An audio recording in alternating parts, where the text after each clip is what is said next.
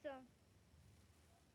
देखो ये जो चैप्टर है, दो chapter, strategy and role of microbes, ये आपके उस कैपेबिलिटी पे डिपेंड करता है कि आपकी मेमोरी कितना शार्प है, आप कितना याद कर सकते हैं। और याद करने के साथ साथ थोड़ा सा सीक्वेंसिंग कहीं ना कहीं लगाना होगा। फुल्ली क्वेश्चन एकदम एनसीईआरटी बेस्ड आता है, एक का दुख का क्वेश्चन कहीं कहीं इधर उधर से आ सकता है, लेकिन उससे तुम्हारे को फर्क नहीं पड़ेगा।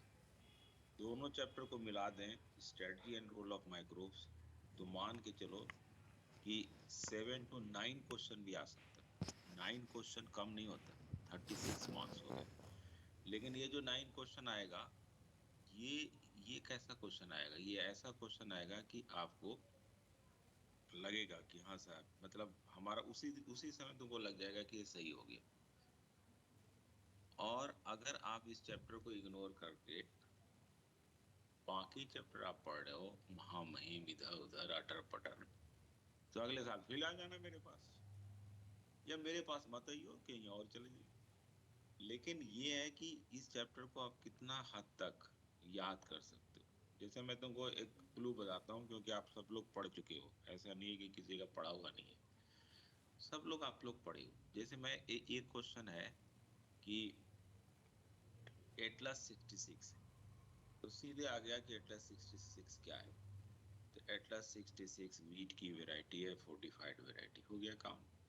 फिर एक क्वेश्चन आएगा कि ये भी आ सकता है कि पोमल सॉरी प्रोटोप्लास्ट कल्चर में कौन सा केमिकल यूज करते हैं, तो पॉलीथाइलिन ग्लाइकोल यूज करते हैं।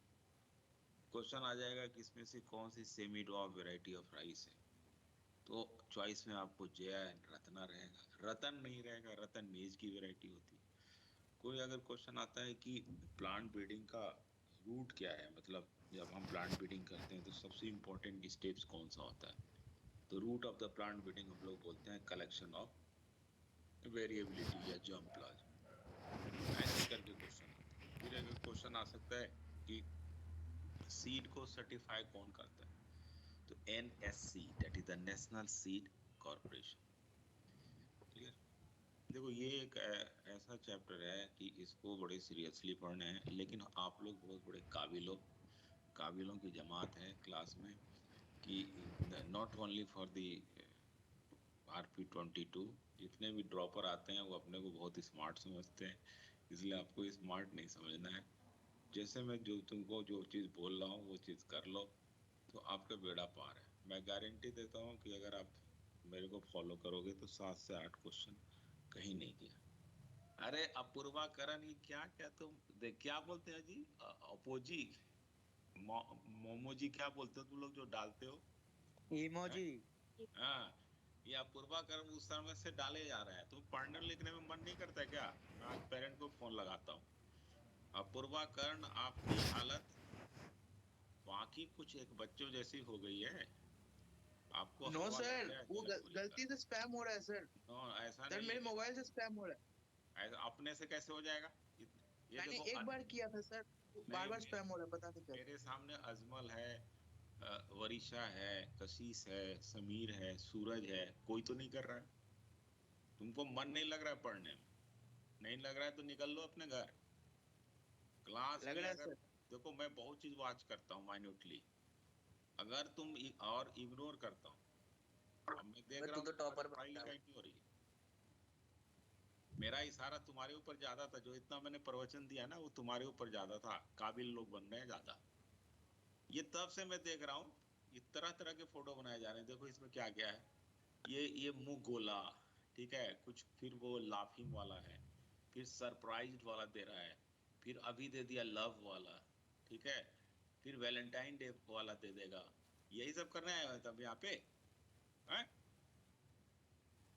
No sir. नो सर तो कहने से क्या होगा, तो देख लिया मैंने। तुम क्या समझते हो मैं देखता नहीं हूँ? मैं 3 3 साइट पे ऑन करता हूँ क्लास को, मैं देखता रहता हूँ कौन कितना स्मार्ट बन रहा है। क्या हो जाएगा बनने से गलती स्मार्ट? हो गई, आगे से नहीं होगा सर। ऐसे थोड़ी होता है, आगे से नहीं होगा, इतना सीरियस मैटर है। हाँ जी, चलिए। तो ये जो चैप्टर है, अब देखो अब क्या करना है। मान लिया कि आज आपकी क्लास करी, ठीक है, अगर तुम्हारा फ्यूचर में कोई टेस्ट उस्ट नहीं है तो मैं तो एडवाइस करूंगा कि सभी बच्चे इसको रट जाओ।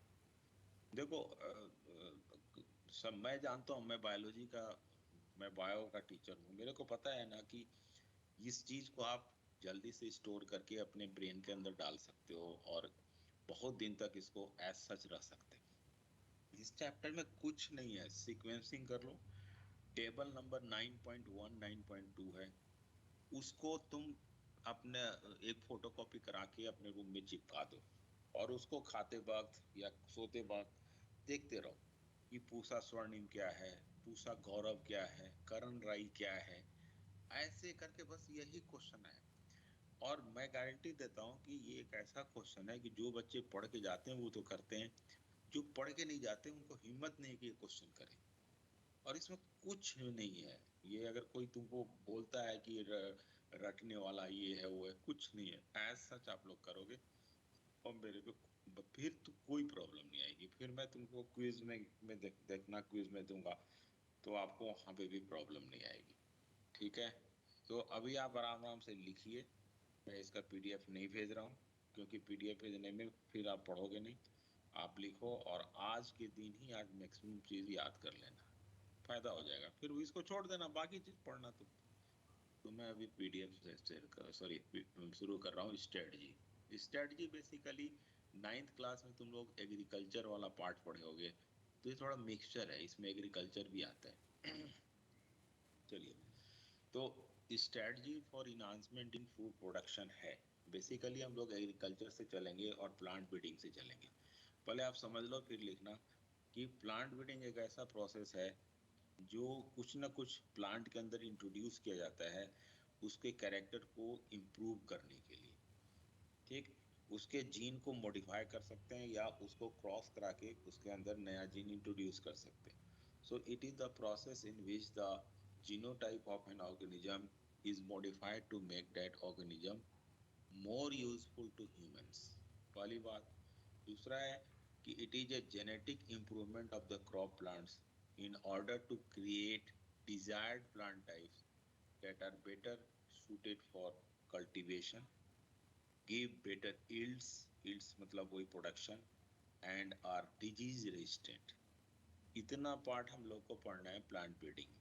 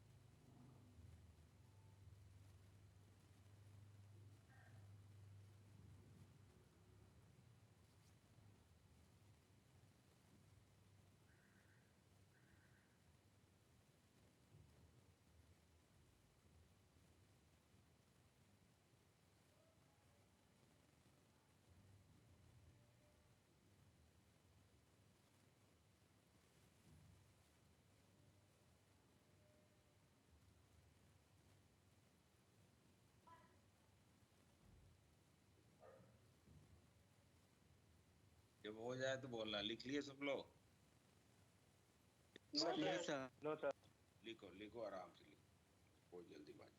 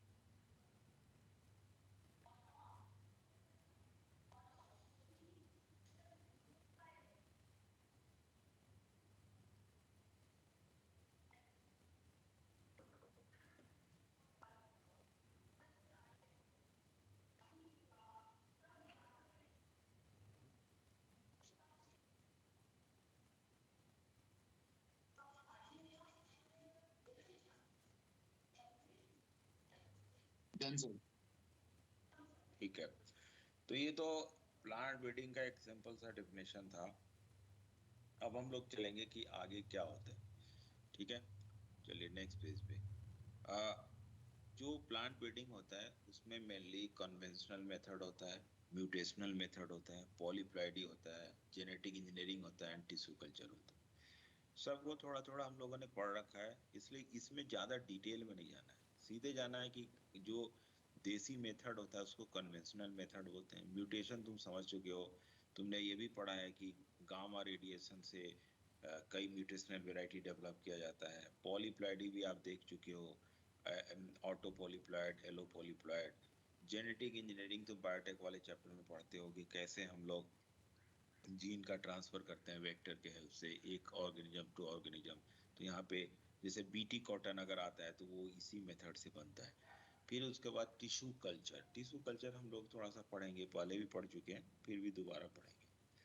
अब हम लोग वन बाय वन शुरू करें। मेन हम लोग को यहाँ पे सीखना है कन्वेंशनल मेथड, वही मेन प्लांट ब्रीडिंग का मेथड होता है। Conventional plant breeding is a practice from 9000 to 11000 years ago. ये भी एक क्वेश्चन आता है कि ये कितना वर्ष पुराना मेथड है। तो 9000 से 11000 साल पहले ये डेवलप हुआ था। अब कई बार लोग पूछते हैं कि सर ये वैरायटी क्या होता है, तो हम लोग बोलते हैं ना क्रॉप वैरायटी क्या होते हैं।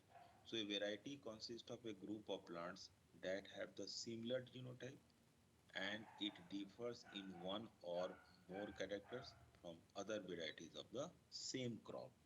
नहीं बोलते हैं कि गेहूं की ये वैरायटी है, गेहूं की ये दूसरी वैरायटी है, राइस की कई वैरायटी है। तो एक वैरायटी दूसरे वैरायटी से कैसे डिफर करता है।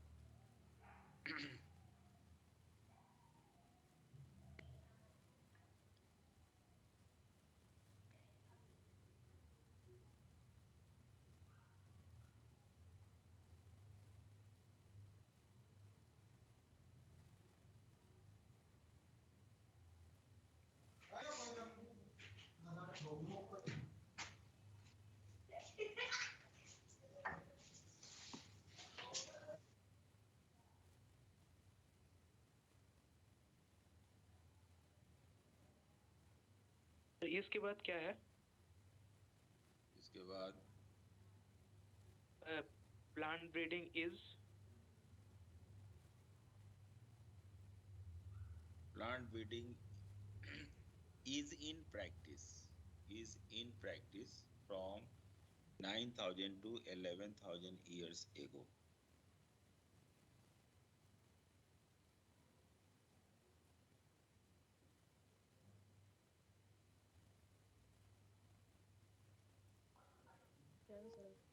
Done sir.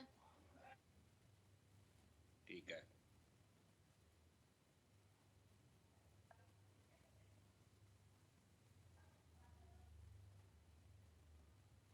अब देखो कोई भी प्लांट ब्रीडर्स है तो भाई प्लांट ब्रीडर्स हमारे जैसा आदमी नहीं होता, साइंटिस्ट होता है। तो वो क्या करता है, आप भी बन सकते हो प्लांट ब्रीडर्स। तो when the plant breeders wish to incorporate traits or character into the crop, वो फर्स्ट पे किस पे ध्यान देता है ये देखना है। The first and prime objective would be increase yield and improve food and nutrient quality। सबसे ज्यादा तो देखेगा कि प्रोडक्शन ज्यादा होना चाहिए, फिर जो फूड और न्यूट्रिएंट की क्वालिटी होनी चाहिए वो इम्प्रूव होनी चाहिए।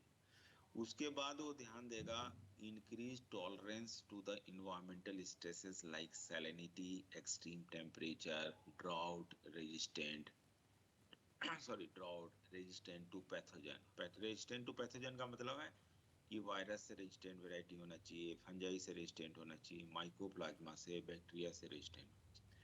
उसके बाद वो ध्यान देगा increase tolerance to insect paste.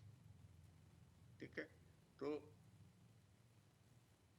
ये चीज तुमको समझना है कि सबसे पहले वो यील्ड पे ध्यान देगा, उसके बाद यील्ड के बाद फूड एंड न्यूट्रिएंट क्वालिटी पे, फिर देखेगा कि कई जगह जहाँ पे सलाइन कंडीशन है वहाँ पे ऐसा वेराइटी डेवलप हो जाए, जहाँ पे टेम्परेचर ज़्यादा है वहाँ पे ऐसा वेराइटी डेवलप हो जाए, फिर रेजिस्टेंट टू पैथोजन वाला देखेगा। लास्ट में वो क्या देखेगा, that is the increase tolerance to insect pest, यानी इंसेक्ट से रेजिस्टेंट वाला लास्ट स्टेप। ये एनसीईआरटी का लाइन है। तो इसमें एग्जामिनर आपसे पूछ सकता है कि कृपया आप अरेंज कीजिए कि सबसे पहले क्राइटेरिया क्या सेलेक्ट करता है और लास्ट में क्या करता है। अगर तुम शुरू में ही टिक लगा देते हो कि इंसेक्ट से रेजिस्टेंट, तो आपका गलत हो जाएगा। तो वैसे ही आप लोग को ध्यान में लेके चलना है, और ये लाइन अभी तक एग्जाम में आया नहीं है।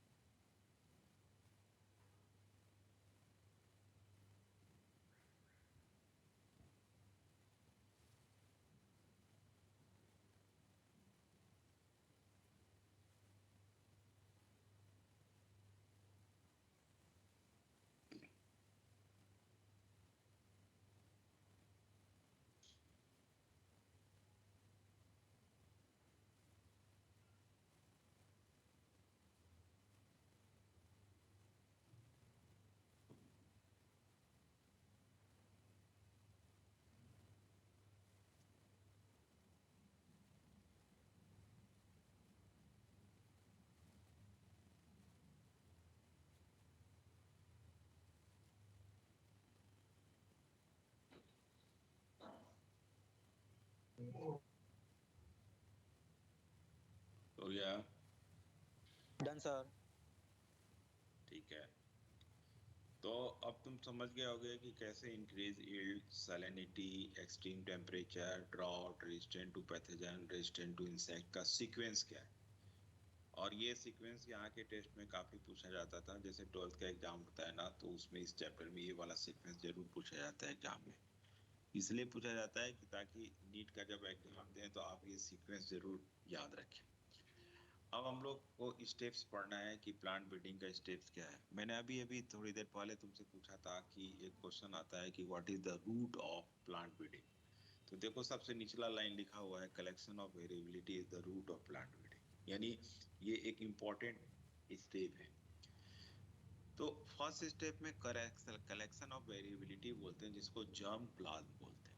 मैं फिर से बोलता हूँ कि दो वेराइटी होती है, एक वाइल्ड टाइप, एक म्यूटेंट टाइप। आप ड्रोसोफिला में भी देख चुके हो। वाइल्ड टाइप को अब तुम देसी वेराइटी बोलोगे, और म्यूटेंट टाइप को तुम बोलोगे कि कोई ना कोई जीन की उसमें कमी है। ठीक, हमेशा यहाँ पे भी हम लोग सोचेंगे कि वाइल्ड डोमिनेंट होता है, म्यूटेंट रिसेसिव होता है। अब हम लोग देखेंगे जर्म प्लाज्म क्या होता है। तो बेसिकली जर्म प्लाज्म किसी पर्टिकुलर एरिया का वाइल्ड टाइप होता है। कोई भी पर्टिकुलर एरिया आप देख लीजिए, आप कहीं पे चले जाइए, चाहे वो केरला हो, चाहे वो झारखंड हो, चाहे वो चेन्नई हो, चाहे कश्मीर हो, चाहे वो हरियाणा हो, चाहे वो बिहार हो, तो जर्म प्लाज्म वहाँ का एक एक ओरिजिनल जर्म प्लाज्म होगा जो बाकी कहीं नहीं होगा। So entire collection of plants or seeds having all the disease diverse alleles of all genes in a given crop is called germplasm. Old, local और देसी वैरायटी भी इसको बोल सकते हैं, wild species related to crop species भी बोल सकते हैं। इसका एग्जाम्पल, तो जर्म प्लाज्म का कलेक्शन या कलेक्शन ऑफ वेरिएबिलिटी दो तरह से हो सकता है। एक हम लोग लोकल लेवल पे कलेक्ट करें, उसको इंडिजिनस बोलते हैं। एक बाहर से मंगाया जाए, जैसे हम अमेरिका से मंगा रहे हैं, अफ्रीका से मंगा रहे हैं, तो उसको एक्सोटिक बोलते हैं। तो दो तरह से आप कलेक्शन कर सकते हो, indigenous and exotic.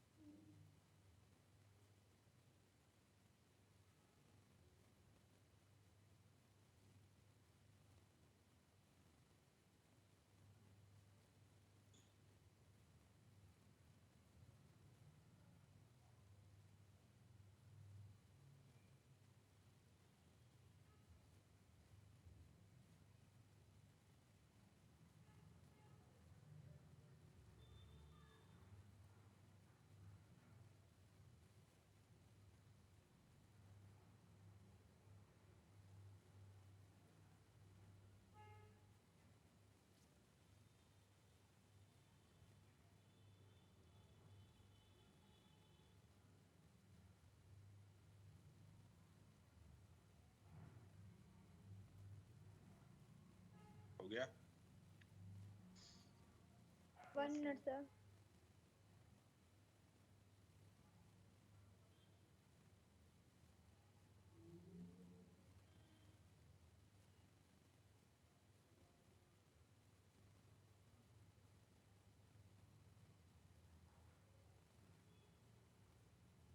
Done, sir. अब देखो, due to deforestation, overgrazing, urbanization, number of wild species of germplasm have been lost. It is called genetic erosion. ये तो आप भी जानते हो कि जैसे हाईवे बनता है या फिर कहीं पे नई नई कॉलोनी सेटअप होती है या फॉरेस्ट के अंदर कट करते हैं प्लांट को, एक्सेसिव ग्रेजिंग हो जाता है, तो ये सबसे जो लोकल वैरायटी है वो गायब हो सकता है। तो इसको हम लोग बोलते हैं जेनेटिक इरोजन। ठीक है, ये भी आता है क्वेश्चन। अब हमारा सेकेंड स्टेप्स है, that is the evaluation and selection of parents. आज भी भारतीय किसान ये करता है, लेकिन वो क्या करता है कि अपने फील्ड में वो वॉच करता है, जो सबसे अच्छा क्रॉप वाला फील्ड होगा उसको मार्क कर देता है और कहता है कि मैं इसके सीड को बेचूंगा नहीं, अगले साल इसको रखूंगा। तो वो एक तरह से सिलेक्शन होता है। तो उसी तरह से प्लांट ब्रीडर्स भी सिलेक्शन कैसे करता है, 3 मेथड है उसका, mass selection, pure line selection and clonal selection. Mass selection में क्या होता है कि वो फिनोटाइप देखता है, so it is the oldest and most common selection and it is based on phenotypic characters. फिर वो प्योर लाइन सिलेक्शन किसके लिए होता है, जिसमें केवल सेल्फ फर्टिलाइजेशन होता है या सेल्फ पॉलिनेशन होता है, it is based on the inbreeding, so applicable for self pollination pollinated crop. और थर्ड हम लोग आगे पढ़ेंगे, that is the clonal selection.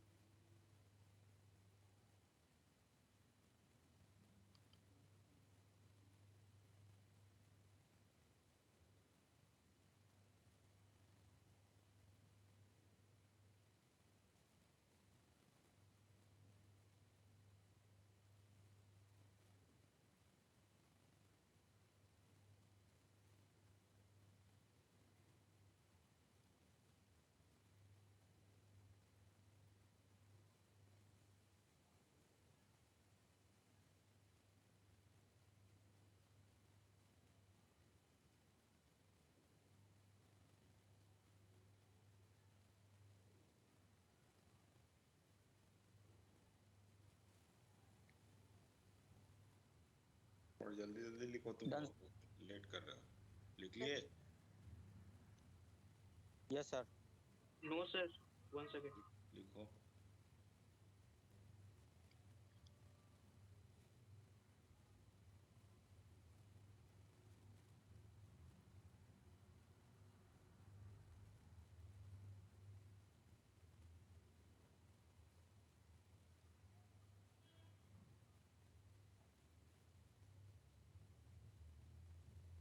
Done, sir. तो मैंने क्या बताया कि 2 मेथड है, mass selection and pure line selection, और थर्ड है क्लोनल सिलेक्शन, जिसमें मास सिलेक्शन को सबसे पुराना मेथड बोलते हैं, कॉमन मेथड है और ये फिनोटिपिक कैरेक्टर पे बेस्ड होता है। तब आता है third, clonal selection. It is applicable for vegetatively propagated crop, जैसे पोटैटो हो गया, बनाना हो गया। अब जैसे इसमें एक एग्जांपल है कुफरी सफेद पोटैटो, सफेद बोलते हैं उसको, कुफरी सफेद पोटैटो। ये डेवलप किया गया है सोलन में। सोलन आप लोगों को पता होगा, पोटैटो रिसर्च इंस्टीट्यूट है, ये हिमाचल प्रदेश में है। तो यही है कि अगर क्वेश्चन आ जाए कि बनाना का भाई सिलेक्शन करना है तो हम लोग कौन सा मेथड यूज करेंगे, तो आपको सीधे क्लोनल सिलेक्शन बनाना है। अगर कोई बोलेगा कि पोटैटो का कौन सा मेथड करेंगे, तो सीधे आपको क्लोनल सिलेक्शन बनाना है। अगर जिंजर का आता है तो सीधे आपको क्लोनल बताना है। यानी जो भी वेजिटेटिवली प्रोपेगेटेड क्रॉप है उसका सिलेक्शन का मेथड क्लोनल सिलेक्शन होता है। तो ये बोलोगे सर ये आपने क्यों लिखा पोटैटो रिसर्च इंस्टीट्यूट सोलन। देखो इस चैप्टर में ये सब भी क्वेश्चन आता है कि पोटैटो रिसर्च सेंटर कहाँ है, rice central rice research institute कहाँ पे है, इंटरनेशनल राइस रिसर्च इंस्टीट्यूट कहाँ पे है, IARI का फुल फॉर्म क्या है, ICAR का फुल फॉर्म क्या है। तो ये जैसे जैसे पढ़ते जाओगे सब आपको पता चलता जाएगा। SBRI क्या है, SBRI होता है sugarcane breeding research institute Coimbatore में। अब हम लोग जेनेटिक्स से रिलेटेड पार्ट पढ़ेंगे। Third step it is the hybridization. मान लिया कि line A, line 1 and line 2 it is something related to variety. दो वेराइटी है भाई आपके पास। एक के पास देखिए capital A small B capital C small D है। दूसरी तरफ है हमारा small A capital B small C and capital D. तो जो लाइन 1 है उसमें आप देखना बी और डी रिसेसिव कंडीशन में है, जबकि लाइन 2 में ए और सी रिसेसिव कंडीशन में। अब ऐसा कॉम्बिनेशन बताओ कि जो उसमें सब आ जाए, दोनों आ जाए। तो आप उसको हाइब्रिडाइज किए, जो हाइब्रिड बनाया उसमें A capital B capital C capital D सब है। तो ये जो हाइब्रिड है ये लाइन 1 के ऊपर भी सुपीरियर है, लाइन 2 के भी ऊपर सुपीरियर है, यानी यू कैन से कि ये superior variety. So superiority of hybrid over both the parents को हम लोग हाइब्रिड वीगर बोलते हैं, इसको हेट्रोसिस भी बोलते हैं। और हेट्रोसिस टर्म दिया था शल ने, SHULL। ये क्वेश्चन आता है एग्जाम में, ये क्वेश्चन आता है कि who gave the term heterosis, या हाइब्रिड वीगर क्या है या हेट्रोसिस क्या। So this is the third step of plant breeding, conventional plant breeding. Done, sir. No sir. ठीक है, लिखो लिखो अभी। अब देखो इसमें क्या है कि 3 मेथड हो गया, हाइब्रिडाइजेशन हो गया। बेसिकली जो हाइब्रिडाइजेशन होता है उसमें रिकॉम्बिनेंट टाइप्स ही तो आता है, दोनों का रिकॉम्बिनेंट टाइप्स। तो इसको क्या किया जाएगा, इसमें से भी सिलेक्ट कर दिया जाएगा, इसमें भी सिलेक्शन होगा। और वो जो सिलेक्शन होगा वो बड़ा ही क्रूशियल स्टेप्स होगा प्लांट ब्रीडिंग प्रोग्राम के लिए। तो हाइब्रिडाइजेशन के बाद हम लोग नेक्स्ट पढ़ेंगे सिलेक्शन ऑफ रिकॉम्बिनेंट टाइप्स, यानी superior recombinant types, next page में।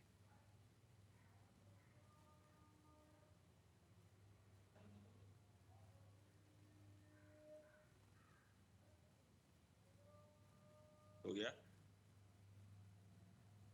Yes, sir.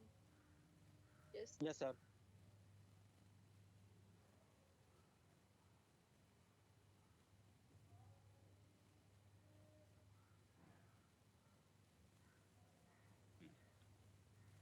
The fourth step is the selection and testing of superior recombinants. वही hybridization के बाद this is the crucial step for the success of plant breeding experiment, testing, release and commercialization of new cultivars. After testing, अब देखो ये तो question आएगा कि root of the plant breeding क्या है, तो तुम बोलोगे कि कलेक्शन ऑफ वेरिएबिलिटी और जर्म प्लांट। फिर आएगा कि क्रूशियल स्टेप कौन सा है, तो तुम बोलोगे selection and testing of the superior recombinant after hybridization. अब आपने टेस्टिंग कर ली, मतलब ये सिलेक्ट कर लिया सुपीरियर को। तो एक जो वैरायटी तुमने सेलेक्ट किया उसको पूरे इंडिया में बेचना है, पूरे इंडिया के फार्मर्स को चाहिए। तो क्या करता है, जो बड़ी बड़ी सीड कंपनी है वो क्या करती है कि 3 स्टेट सेलेक्ट करती है, जैसे हरियाणा, उधर राजस्थान और यूपी। तीनों स्टेट सेलेक्ट किया और तीनों में अपने अपने रिप्रेजेंटेटिव को भेजा कि भाई किसान से कांटेक्ट करो और ये जो सुपीरियर रिकॉम्बिनेंट टाइप है इसकी टेस्टिंग कीजिए वहाँ के सॉइल में। फिर अगर वो सक्सेसफुल रहा तो ये रिपोर्ट गवर्नमेंट के पास जाती है सीड के साथ, और तब गवर्नमेंट डिसाइड करती है कि यस ये 3 स्टेज में सक्सेसफुल है तो इसको सर्टिफाई किया जाए। तो फिर नेशनल सीड कॉर्पोरेशन उसको सर्टिफाई करती है, तब वो मार्केट में आता है। बिना सर्टिफाई किए कोई भी सीड मार्केट में नहीं बिक सकता, ये याद रखना। तो this is the last step of plant breeding, जिसको हम लोग testing, release and commercialisation of new cultivars बोलते हैं। So after testing of the superior recombinants at 3 different places, यानी states of India, the NSC, that is the National Seed Corporation, certified the seeds, and then seeds are sent in the market for commercialization. और जो ये NSC है, ये ICAR का एक branch है. ICAR का मतलब है Indian council of agriculture research, new Delhi.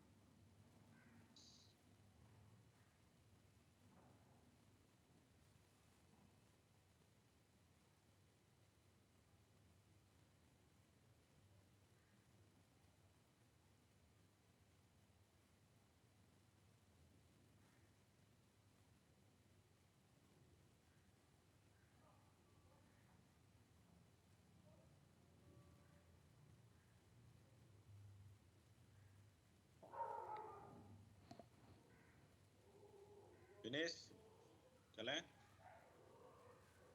No sir. Yes sir. लिखो.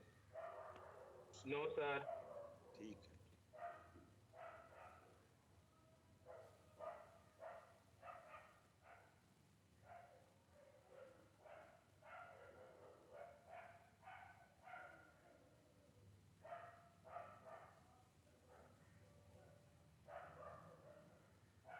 सर वो जो सीड की टेस्टिंग के लिए बेचते हैं वो फार्मर करते हैं ना, सीड की टेस्टिंग, या आईसीआर वाले खुद करते हैं?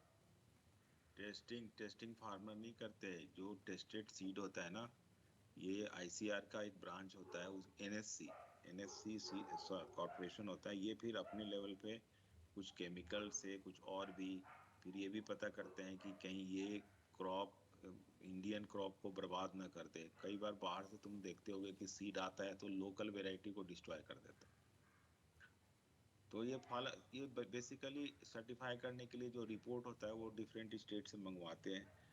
क्योंकि देखो ये इतना आसान थोड़ी है कि जैसे अमेरिका की कोई सीड कंपनी है तो वो यूपी में अपना टेस्टिंग कर रहा है, तो यूपी के जो गवर्नमेंट ऑर्गेनाइजेशन है उसको भी रिपोर्ट देगी. वो रिपोर्ट एनएससी के पास आएगा.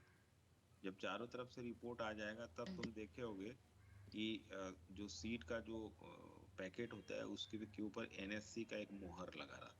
जैसे आईएसआई तुम पढ़ते होगे भाई, आईएसआई होता है, जैसे एफपीआई होता है. जो खाना तुम खाते हो उस पे भी तो कोई ना कोई सर्टिफिकेट होता है, वैसे सीड का भी सर्टिफिकेट होता है.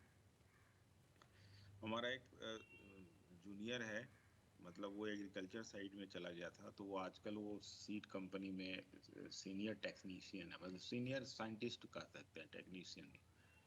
तो वो एक्सपर्ट है. तो वो कहता है कि उसको है तो वो अमेरिका की कंपनी में, लेकिन वो इंडियन गवर्नमेंट को रिपोर्ट भेजता है, तब इंडियन गवर्नमेंट ओके करती है तो वो सीड मार्केट में आता है. क्योंकि इस सीड में तो कई ऐसा सीड होता है ना, जैसे एक टर्मिनेटर सीड आया था. टर्मिनेटर सीड का मतलब है कि किसान उस सीड को एक ही बार लगा सकता है एग्रीकल्चर फील्ड में. उसके बाद उसमें एक ऐसा केमिकल बन जाएगा जो सीड को जर्मिनेट नहीं करने देगा.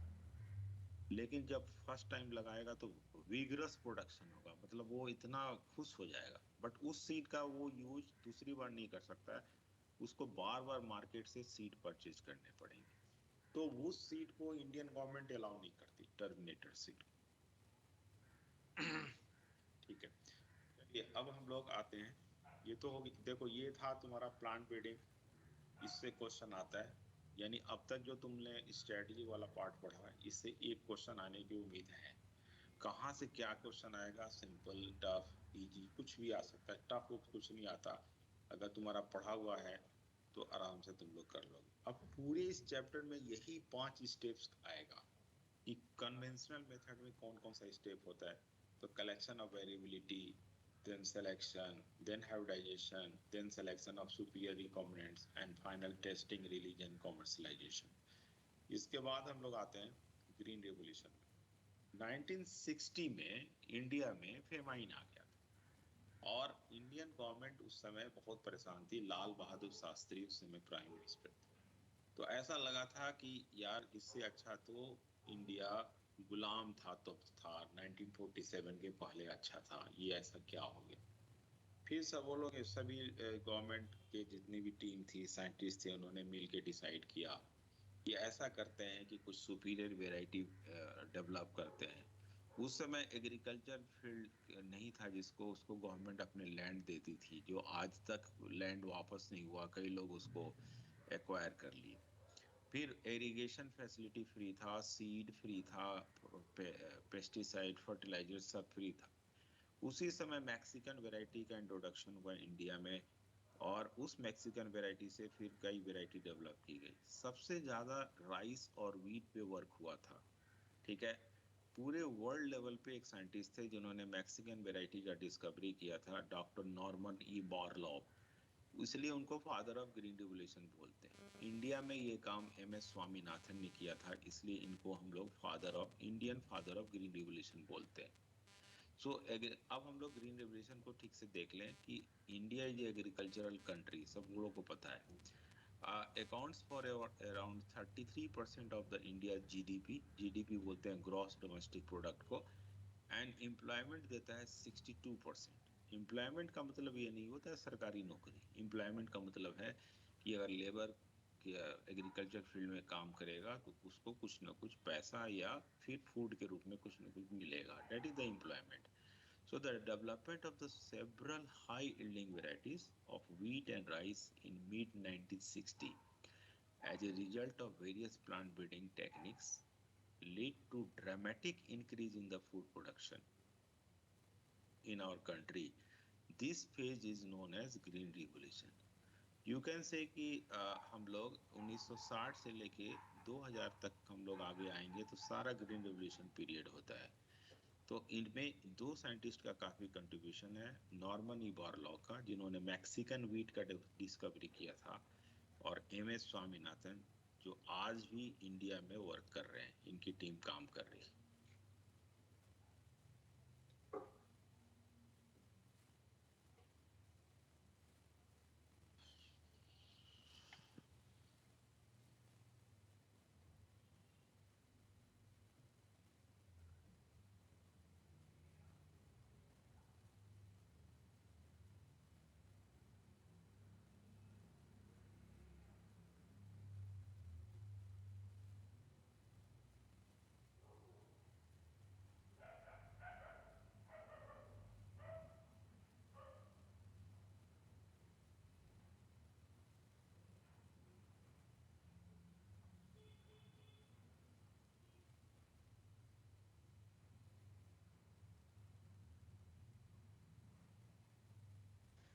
Done, sir. No, sir. लिखो नहीं सर, तो मैन तुम लोग इसमें देखो, इसका कीवर्ड क्या क्या है सुन लो। इसका कीवर्ड है Norman E Borlaug, MS Swaminathan, Mexican variety, wheat and rice, और उधर 33% और 62%। बस इस पेज में ये इतना चीज इंपॉर्टेंट है। तो आप जब पढ़ाई कीजिए तो ये सब चीजें अंडरलाइन करते जाइए, ताकि कल के दिन जब रिवीजन करेंगे तो हम लोग ये सब, इस पे हम लोग ज्यादा ध्यान दें। क्या क्या बोला सर आपने? सबसे पहले 33%, 62%, ठीक है, ये डाटाबेस क्वेश्चन है। उसके बाद किस क्रॉप पे सबसे ज्यादा ध्यान दिया गया, व्हीट एंड राइस पे, फिर मैक्सिकन व्हीट, फिर नॉर्मन ई बॉरलॉग और MS स्वामीनाथन।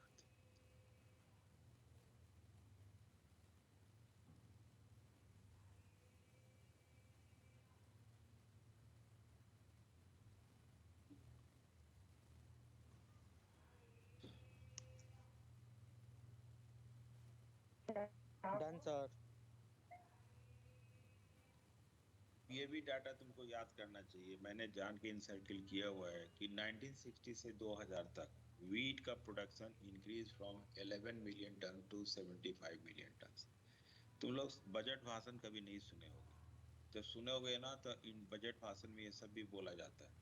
तो अभी आपको बजट से क्वेश्चन तो नहीं आएगा, लेकिन ये जरूर आ सकता है कि 1960 से 2000 तक कितना प्रोडक्शन बढ़ा, सो 11 मिलियन टन से 75 मिलियन टन हो गया। राइस का प्रोडक्शन हो गया 35 मिलियन टन से 89.5 मिलियन टन। ये एग्जाम में आ सकता है। वीट पे ध्यान दो। वीट में हम लोग बोलते हैं ना कि ड्वार्फ वीट है, तो ये ड्वार्फ जीन ऑफ वीट नोरिन 10 होता है, NORIN 10, नोरिन 10 लिखा हुआ है, याद रखना। This is the Norin 10। तो ये जो नोरिन 10 है, ये जापान से रिपोर्टेड हुआ था, एंड इस ड्वार्फ जीन को इंट्रोड्यूस किया गया मैक्सिकन वैरायटी डेवलप करने। Such dwarf gene was introduced in wheat to develop Mexican variety. मतलब जापान में लोग छोटे छोटे होते हैं, तो व्हीट और राइस की वैरायटी भी छोटी छोटी होती है। जापान हुआ, ताइवान हुआ, ये सब में छोटे छोटे लोग हाइट के लोग होते हैं, तो उनका राइस और व्हीट का भी वैरायटी यानी क्रॉप की वैरायटी भी छोटी होती है। उसको ध्यान रखा गया और उसी से मैक्सिकन वैरायटी डेवलप किया गया व्हीट का।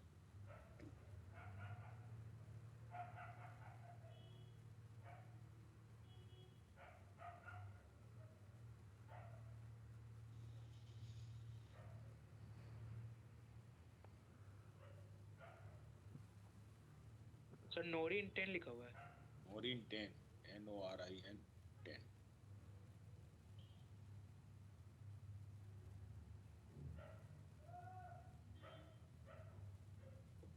सर बोलो। जहाँ के लोग जहाँ के लोग छोटे छोटे होते हैं, जरूरी है क्रॉप भी छोटे छोटे हो? देखो ये हार्वेस्ट करने में आसानी होगी ना।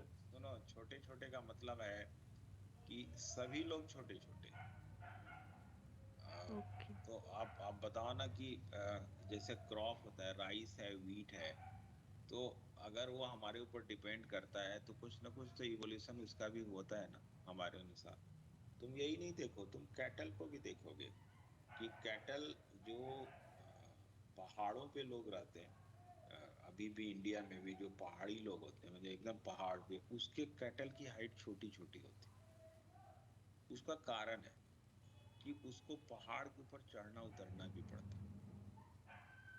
तो ये तो चाहे एनिमल्स हो या प्लांट्स हो, एडेप्टेशन तो अकॉर्डिंगली होगा। तुम देख लेना, सर अभी इसमें ताइवान से का भी नाम evolution है। होता है। चलें आगे, यस सर। हो यस गया। सर। तो ये तो था कि वीट की वैरायटी थी, ड्वार्फ जीन की वैरायटी थी नोरिन 10। अब हम लोग नेक्स्ट पेज पे चलते हैं।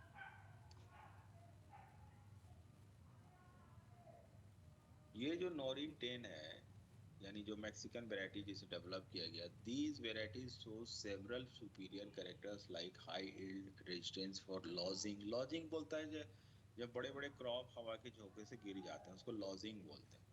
एंड कॉमन पैथोजन, यानी जो कॉमन पैथोजन से उससे रेजिस्टेंट था। And have smaller growth period, ये भी काफी जरूरी है। तो मैक्सिकन वेराइटी ऑफ व्हीट का नाम था सोनोरा 64 एंड लर्मा रोजो 64। ये इंडिया लाया गया, और इसको जब इंडिया लाया गया तो इंडियन लोग इसको रिजेक्ट कर दिए थे। क्यों? क्योंकि ये थोड़ा रेडिश कलर का गेहूं था। फिर इंडियन गवर्नमेंट ने अपने साइंटिस्ट को बोला, उन्होंने इसको मॉडिफाई किया इन गामा गार्डन। गामा गार्डन का मतलब ये नहीं होता कि कोई गार्डन, ये लैब होता है जिसमें गामा रेडिएशन से म्यूटेशन करा के इससे बनाया गया सोनालिका एंड कल्याण सोना। तो जो सोनालिका एंड कल्याण सोना है, ये सेमी ड्वार्फ वेराइटी है, बट ये म्यूटेशन से इंड्यूस्ड है, और ये मैक्सिकन वेराइटी से डेवलप की गई है। और उस मैक्सिकन वेराइटी का नाम है सोनोरा 64, लर्मा रोजो 64, जिसको इंट्रोड्यूस किया था नॉर्मन ई बॉरलॉग।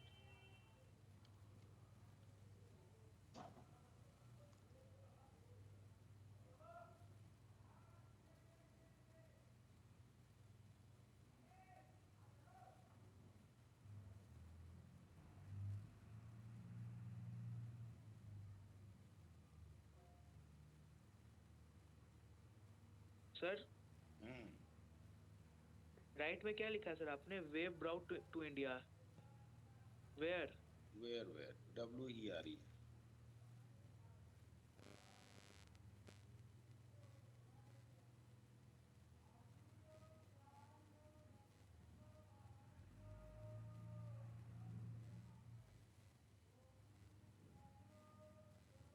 अब देखो यहाँ पे तुम लोगों को क्या याद रखना है। ज्यादा याद रखना है कल्याण सोना एंड सोनालिका, क्योंकि एनसीईआरटी में सोनोरा 64 और लर्मा रोजो 64 नहीं दिया है। लेकिन कोई ठिकाना नहीं है एग्जामिनर का, वो हो सकता है कि वो पूछ दे कि भाई मैक्सिकन वैरायटी, यही दो वैरायटी तो थी जो मैक्सिको से लाया गया था, तो बच्चे को तो टीचर ने बताया होगा, वो क्वेश्चन डाल सकता है। तो अगर वो क्वेश्चन आए या ना आए, लेकिन सोनालिका एंड कल्याण सोना तो आएगा। तो आपसे पूछा जाएगा कि कल्याण सोनालिका एंड कल्याण सोना किससे डेवलप किया गया है, तो आपको बताना है कि सोनोरा 64 है और लर्मा रोजो 64 है। चलें? Yes sir.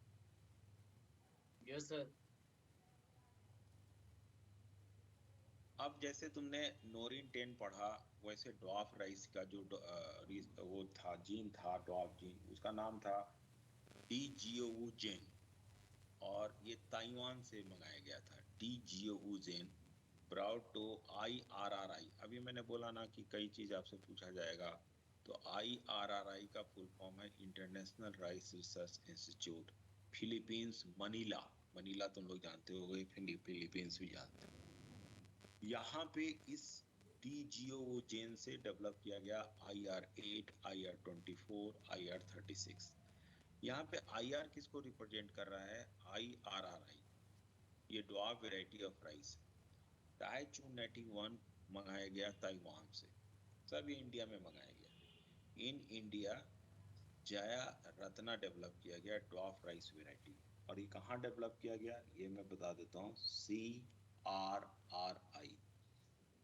Central rice research institute. कोई स्टूडेंट बताएगा कि इंडिया में CRRI कहाँ पे है? ये आता है क्वेश्चन,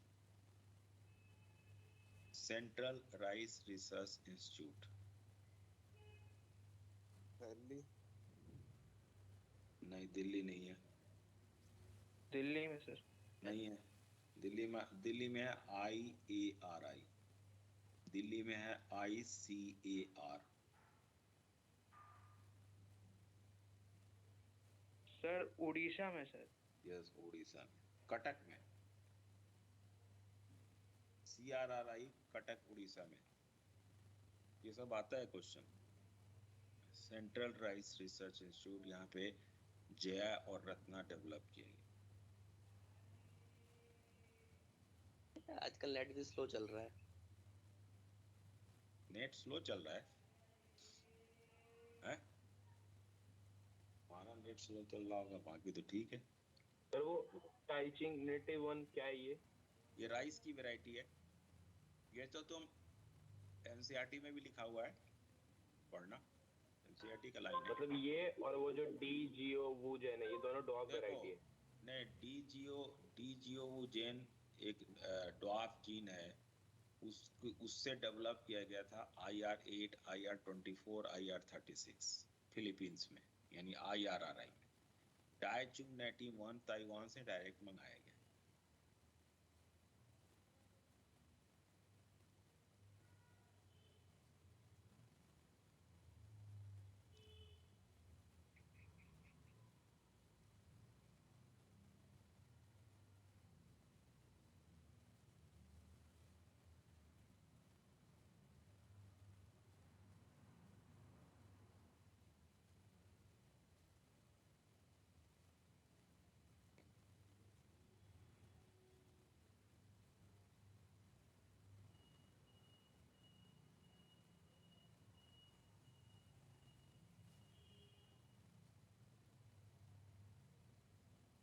सर वो क्या लिखा है सर?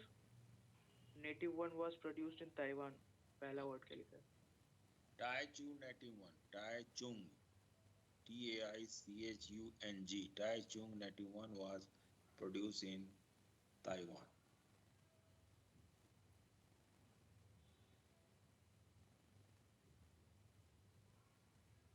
Done sir. तो ये तो था हमारा। अब देखो कंफ्यूजन कहाँ होता है, यहाँ पे लिखा हुआ है जयन रत्ना इंडियन वेराइटी है राइस की, लेकिन अगर एग्जाम में इसके साथ रतन दे दिया, जयन रतन एंड जयन रत्ना, या सीधे रतन और रत्ना में कंफ्यूज करा दिया, तो ऐसा कंफ्यूजन नहीं होना चाहिए। रतन मेज की वैरायटी होती है और रत्ना राइस की वैरायटी होती है। यही यही ध्यान देना है कि कौन सी वैरायटी मेज की है, कौन सी राइस की है। यही सब छोटी छोटी बातें हम याद रखेंगे एग्जाम के लिए। बाकी इसमें रीजनिंग बेस्ड कोई भी क्वेश्चन नहीं आता, एकदम इंफॉर्मेशन बेस्ड क्वेश्चन आता है। अब देखो, दो क्रॉप तो तुमने पढ़ लिया, एक राइस और व्हीट। अब इसके बाद शुगर केन पे ध्यान दिया गया। तो इंडिया में अगर आप लोग सहारनपुर साइड के रहने वाले होंगे कोई ना कोई, तो आप देखना कि सहारनपुर में एक वैरायटी मिलती है जिसको एक छोटा बच्चा भी शुगर केन को पैर से तोड़ के, हाथ से तोड़ के आराम से वो खा सकता है। लेकिन मार्केट में एक ऐसा भी वैरायटी होता है जिसको बिना मशीन से चलाए हम उससे जूस नहीं निकाल सकते, दांत तो टूट जाएगा, इतना हार्ड होता है। तो नॉर्थ इंडियन वैरायटी जो सैक्रम बारबेरी है, ये बड़ी वीक वैरायटी है, पुअर शुगर कंटेंट है एंड इल्ड थीन स्टेम होता है, did not grow in south India. दूसरी तरफ सैक्रम ऑफिसनेरम एक ऐसी वैरायटी है जिसमें हायर शुगर कंटेंट होता है, ये थिक स्टेम होता है, but did not grow in north India. तो एक साउथ इंडिया का है, एक नॉर्थ इंडिया का है, दोनों को क्रॉस करा के एक न्यू वैरायटी डेवलप किया गया है शुगर केन की।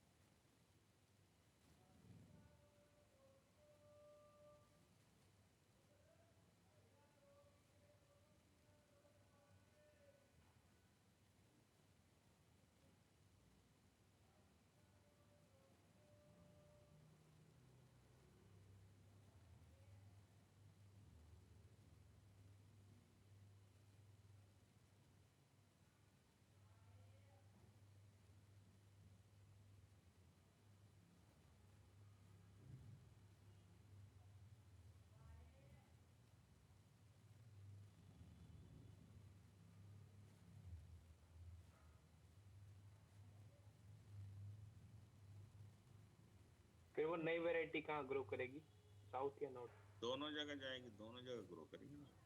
तो नई वैरायटी हो दोनों जगह।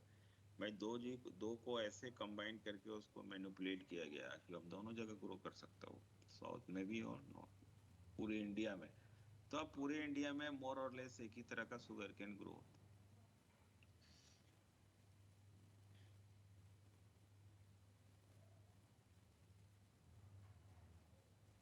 हो गया, चले आगे। Yes, sir. Yes, yes sir. Sir.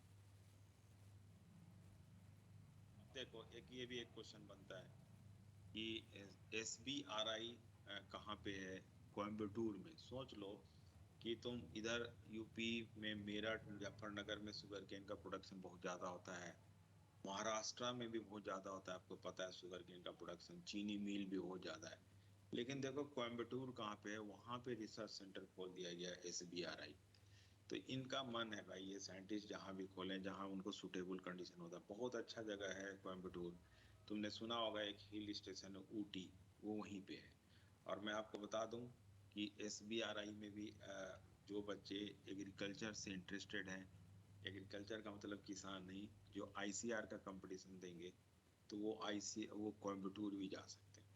और कोयम्बटूर में अगर एडमिशन एक बार मिल गया तो फिर वो भूल जाएंगे मेडिकल साइंस को, क्योंकि ये इंडियन साइंटिस्ट का डिमांड वर्ल्ड लेवल में सबसे ज़्यादा है। अगर ये किसी को गलतफहमी हो तो अच्छी तरह से दूर कर ले। इंडियन एग्रीकल्चर साइंटिस्ट का डिमांड पूरे वर्ल्ड में है। इंडियन डॉक्टर का डिमांड भले ही धीरे धीरे अब हो रहा हो, लेकिन एग्रीकल्चर साइंटिस्ट ऊपर है। और अब फिर बोलोगे कि सर फिर उधर क्यों नहीं जाते। अभी भी आप बायोलॉजी के स्टूडेंट से पूछोगे तो वो फर्स्ट प्रायोरिटी देगा कि मैं मेडिकल में जाऊंगा। सेकेंड प्रायोरिटी बहुत भूले भटके ही वो ICR का कंपटीशन देता है।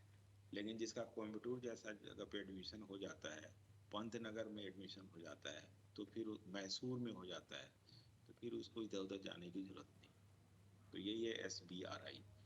तो यहाँ पे देखो क्लियरली है कि सैक्रम बारबेरी का क्रॉस सैक्रम ऑफिसनेरम से करके न्यू वैरायटी डेवलप किया गया। अब यहाँ पे ये देखिए कि ये हाई शुगर कंटेंट है, हाई यील्ड है, थिक स्टेम है, ability to grow in sugarcane belt of north India also लिख लो यहाँ पे, तो आपको क्लियर हो जाएगा। यानी दोनों जगह ये ग्रो करता है।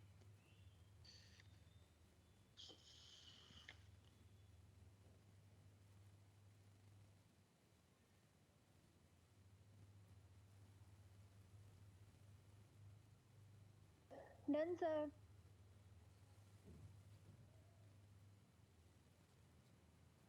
जनरली क्या होता है कि बड़े लंबे लंबे हाइट वाले प्लांट्स हो लेकिन उसमें छोटे छोटे ग्रेन्स हो, तो ऐसे क्रॉप को मिलेट्स बोलते हैं। ठीक है, मैं फिर से बोलता हूँ कि जो टॉल टॉल प्लांट्स हैं उसमें छोटे छोटे ग्रेन होते हैं तो उसको मिलेट्स बोलते हैं। सो मिलेट्स एक कलेक्टिव फॉर्म में हम लोग बोलते हैं। इसके अंदर बाजरा भी आता है, ज्वार भी आता है, मेज भी आता है। तो मिलेट्स में भी हाइब्रिड बाजरा, हाइब्रिड ज्वार और हाइब्रिड मेज डेवलप किया गया, have been develop in India during green revolution period. इतना ही आप लोग को याद रखना है बस। अब हम लोग आते हैं कि सर कन्वेंशनल मेथड तो एक हमने पढ़ लिया, अब आप लोग देखेंगे कि सर डिजीज रेजिस्टेंस के लिए क्या क्या होता है। तो आपको पता होना चाहिए कि 20 to 30% लॉस होता है प्रोडक्टिविटी में due to disease condition in crops. ये भी डाटा तुमको याद रखना चाहिए। डिजीज कैसे होता है? मान लिया कि एक होस्ट जीनोटाइप का मतलब प्लांट का जीनोटाइप कमजोर है, रेजिस्टेंट नहीं है और पैथोजन स्ट्रॉन्ग है, लेकिन इन्वायरमेंटल जो कंडीशंस है वो सुटेबल नहीं है पैथोजन के डेवलप करने के लिए। यानी एकदम सनी डे है, काफी अच्छा वेदर कंडीशन है, ह्यूमिडिटी एकदम नहीं है, तो ये पैथोजन कुछ भी बिगाड़ नहीं पाएगा होस्ट का। दूसरी तरफ अगर होस्ट कमजोर है, पैथोजन स्ट्रॉन्ग है और क्लाउडी वेदर आ गया तो समझ लो कि डिजीज हो जाएगा। इसका क्या मतलब हुआ? इसका मतलब हुआ कि डिजीज कॉजिंग के लिए एक ट्रायंगुलर रिलेशनशिप को फॉलो करना जरूरी है। ट्रायंगुलर रिलेशनशिप होता है जिसमें होस्ट, इन्वायरमेंट और पैथोजन तीनों के ऊपर डिपेंड करता है कि डिजीज होगा या नहीं हो।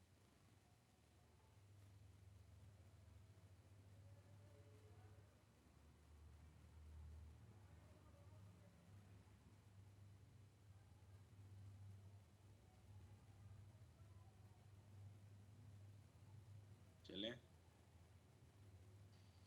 No sir. Yes sir. No sir. ठीक ठीक। सर हाँ, बोलो। एक बारी बताना मिलेट्स क्या होता है? टॉल प्लांट्स बताया आपने। Tall plants having small grain.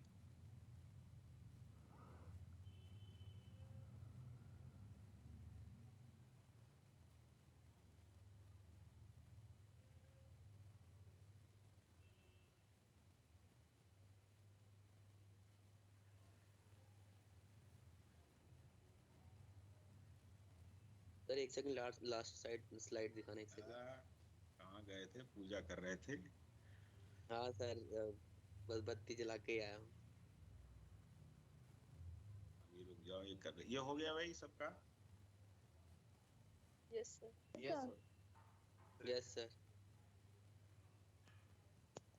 अबे हाँ लिया था ये। हो गया सर।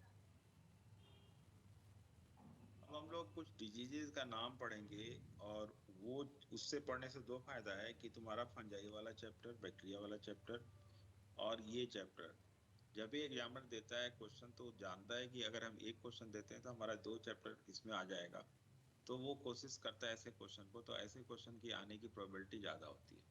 अब देखो इंपॉर्टेंट डिजीजेस ये सब आपका पढ़ा हुआ है, लेकिन एक बार इसको सीक्वेंसिंग करना जरूरी है। जैसे हम लोग सबसे पहले राइस में चलते हैं कि राइस में एक डिजीज होता है brown leaf spot in rice. इसका कॉजल ऑर्गेनिज्म है helminthosporium oryzae. Bacterial blight of rice, इसका कॉजल ऑर्गेनिज्म है xanthomonas oryzae. Black rust of wheat, brown rust of wheat, orange और येलो रस्ट ऑफ व्हीट, तुम लोग देखना एनसीईआरटी बुक पढ़ोगे तो वहाँ पे लिखा हुआ है ब्राउन रस्ट ऑफ व्हीट, लेकिन ये एनसीईआरटी के जो राइटर होते हैं वो कई चीज स्किप करते हैं। स्किप इसलिए नहीं, इसलिए करते हैं क्योंकि जो पीजीटी टीचर होता है स्कूल में वो उसको पढ़ाएगा लेकिन आजकल नारा हो गया है कि एनसीईआरटी में जो छपा हुआ चीज है उसी से क्वेश्चन आता है और वो बच्चे को बेवकूफ बना के चल देते हैं। तो ये ब्राउन रस्ट ऑफ व्हीट आपको याद रखना है कि पॉक्सिनिया रिकॉन्डिटा इसका कॉजर ऑर्गेनिज्म होता है। उसी तरह से पोटैटो में दो इंपॉर्टेंट डिजीज होती है, early blight of potato that is the alternaria solani and late blight of potato, ये कॉज्ड बाय फाइटोप्थोरा इन्फेस्टेंस। तुमने ये भी पढ़ा होगा, याद होगा तो, लेट ब्लाइट ऑफ पोटैटो ही रिलेटेड था आयरिस फेमाइन से। आयरिस फेमाइन, आयरलैंड में एक बार इसी पूरा पोटैटो का प्रोडक्शन खराब हो गया था और वहाँ पे पोटैटो वहाँ का मुख्य भोजन है, तो वहाँ पे अकाल आ गया था इसी डिजीज के कारण, late blight of potato.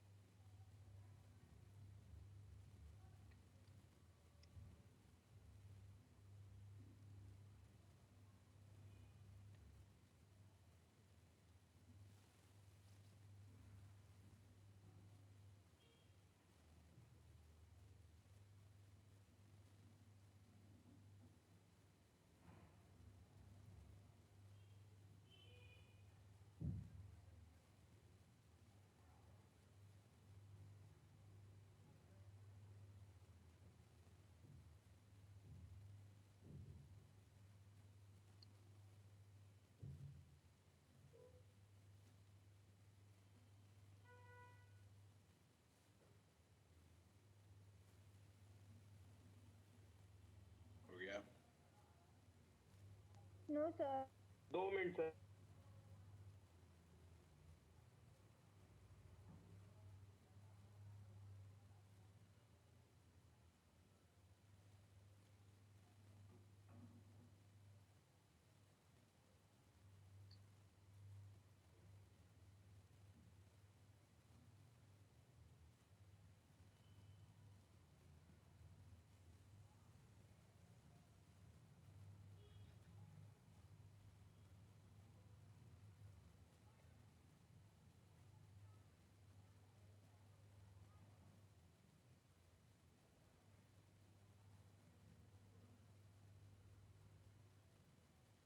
Done, sir. एक सेकेंड। ये जितना भी नेम है इसको तुम लोग एक बार आज जरूर पढ़ने की कोशिश करना, 2-3 बार।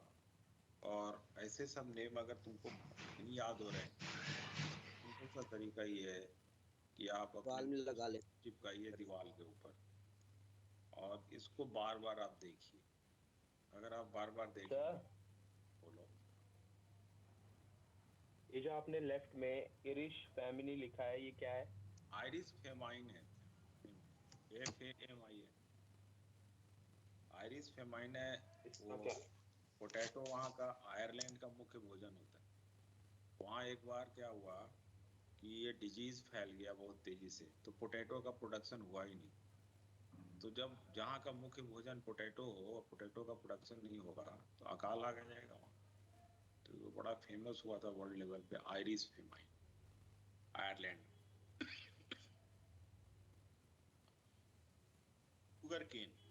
शुगर केन का इंपॉर्टेंट डिजीज है red rot of sugar cane, colletotrichum falcatum. Mustard का ये भी एनसीईआरटी में है, ब्लैक रॉट ऑफ क्रूसीफर। देखो black rot, ROT rot, black rot of crucifer, white rust तुम पहले भी पढ़ चुके हो, albugo candida, black rot of crucifer, xanthomonas campestris. फिर है टर्निप।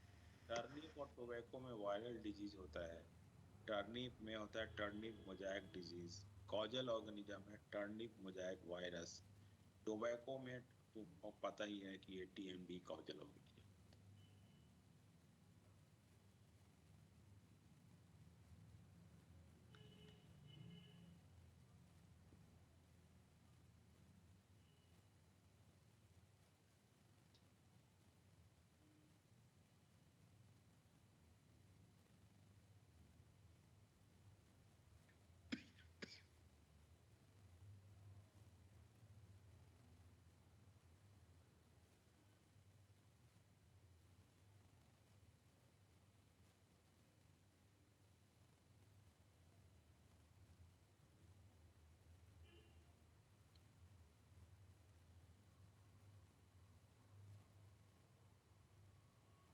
देखो ब्लैक रॉट ऑफ क्रूसिफर आए या ब्लैक रॉट ऑफ मस्टर्ड आए, दोनों का एक ही आंसर होगा। उसी तरह से व्हाइट रस्ट जो होता है वो मस्टर्ड में भी होता है, वो रेडिस में भी होता है और वो कैबेज में भी होता है। यानी क्रूसीफेरी तुमने फैमिली पढ़ा होगा, ब्रेसिकेसी फैमिली। तो ये एक इस फैमिली में सब में हो सकता है व्हाइट रस्ट और ब्लैक रॉट।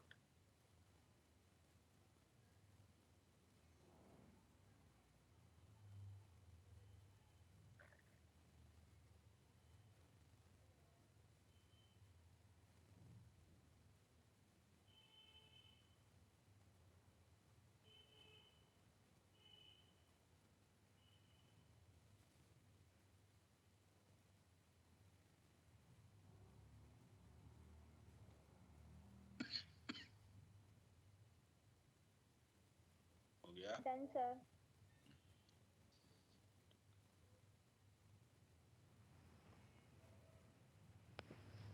अब देखो, जैसे यहाँ पे लिखा हुआ है कि method of breeding for disease resistance, तो हम लोग ने बेसिक पढ़ लिया है।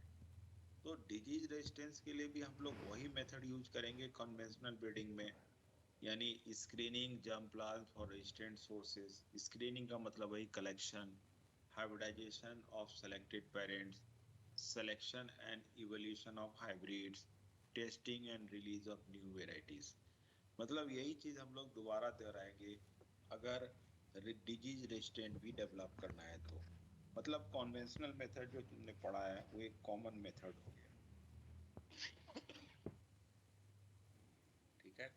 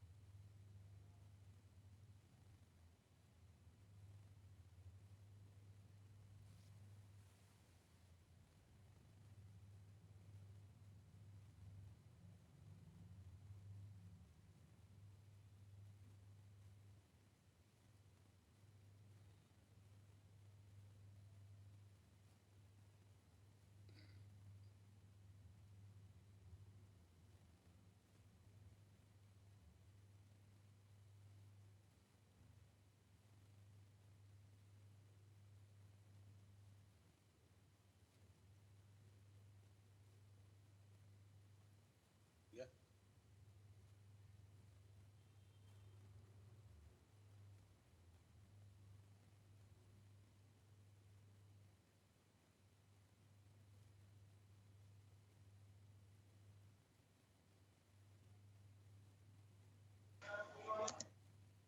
Done, sir. Sir. देखो, तुम लोग जरा बुक में देखना कितना कंफ्यूजन है कि एक जगह ऊपर में म्यूटेशन लिख दिया और उसके कारण कई बच्चे गलती कर बैठते हैं भिंडी की वैरायटी के लिए। भिंडी की एक वैरायटी है परवानी क्रांति, ये resistant to yellow mosaic virus है। तो बेसिकली इसका भिंडी का बॉटनिकल नेम है जीनस एबोलमॉस्कस बोलते हैं, तो ये एबोलमॉस्कस की वैरायटी है। लेकिन अगर क्वेश्चन आता है कि परभानी क्रांति का डेवलपमेंट किस मेथड से किया गया है, तो तुमको 100% कॉन्वेंशनल मेथड लिखना है।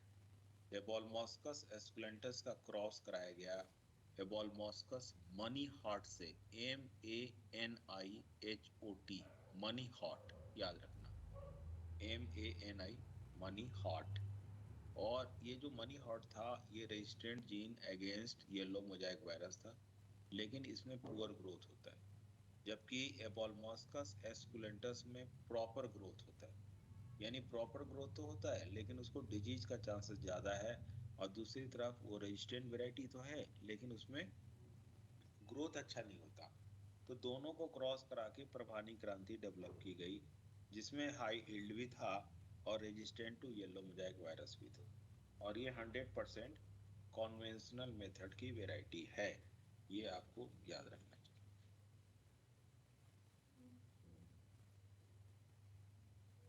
सर दूसरा वाला क्या है, manihot? Abelmoschus manihot, MANIHOT।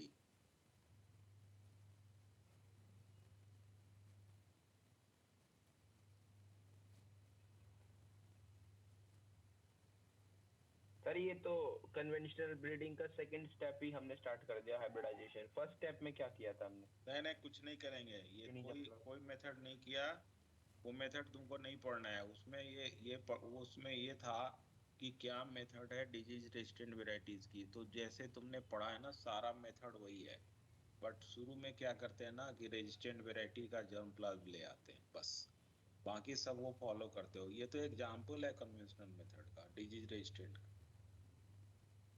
कोई स्टेप तुमको नहीं पढ़ना है, तुमको स्टेप 1 बाय 1, ठीक है।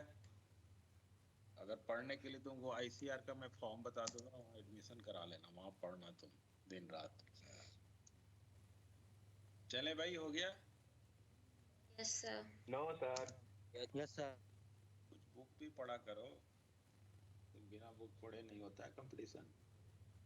बाकी लोग गाना गा लें, कुछ भी कर लें।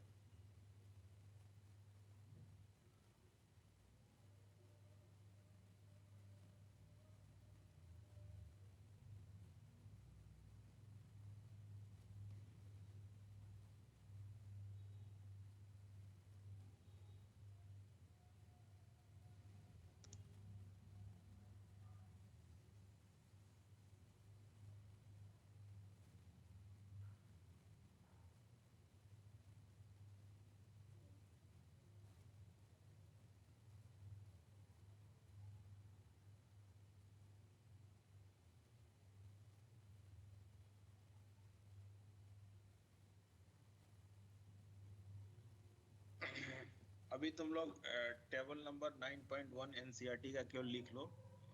वैसे जो भी टेबल नंबर 9.1 एंड 9.2 वो मैं अभी दिखाऊंगा अभी कि उसमें क्या क्या लिखा हुआ है। वैसे दिमाग में रहना चाहिए कि इस चैप्टर में 9.1 और 9.2 टेबल को हमेशा याद रखना है। और याद किसी को याद एक दिन में नहीं होगा, ये कई दिन लग जाएगा। लगने का क्या है, बस हम लोग रोज देखेंगे तो याद हो जाएगा। म्यूटेशनल मेथड में सबको पता है कि म्यूटेशनल मेथड में गामा रेडिएशन से डेवलप किया जाता है। उसमें मेनली कोबाल्ट 60 यूज करते हैं, इंड्यूस म्यूटेशन होता है। और जिस लैब में डेवलप करते हैं उस लैब का नाम गामा गार्डन होता है। अब इससे रिलेटेड जो क्वेश्चन आएगा वो आएगा एग्जाम्पल, और वो एग्जाम्पल है कि मूंग बीन आप लोग जानते होंगे, खाए भी होंगे कि induce mutations help in the incorporation of resistant to yellow mosaic virus and powdery mildew, जबकि powdery mildew फंगल डिजीज है। दूसरा है मैक्सिकन वीट का नाम था सोनोरा 64 एंड लर्मा रोजो 64। इससे कल्याण सोना और सोनालिका के अलावा कुछ और वैरायटी डेवलप किया गया था। सोनारा 64 से सारबती सोनोरा डेवलप किया गया और लर्मा रोजो से पूसा लर्मा डेवलप किया गया। आज भी सारबती सोनारा की गेहूं सबसे अच्छी होती है रोटी के लिए, जो सबसे एक्सपेंसिव मिलता है। वैसे कई लोग जो लोग जानकार होंगे या तुम लोग को अगर थोड़ा बहुत आइडिया होगा तो मैं आपको बता दूं कि ये सबसे ज़्यादा डेवलप हुआ है एमपी में। तो तुमने सुना होगा कि कई कंपनी, आटा की कंपनी लिखती है अपने उसमें एडवर्टीजमेंट में कि देखिए ये एमपी का गेहूं का आटा है। तो यही है सारबती सोनारा।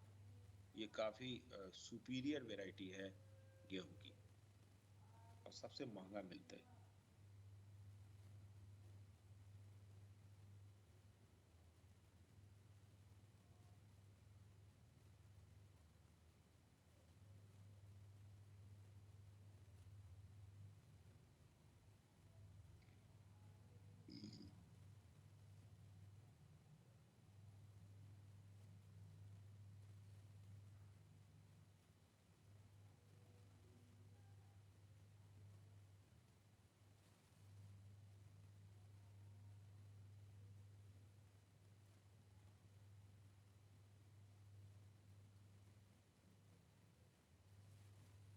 सर बोलो।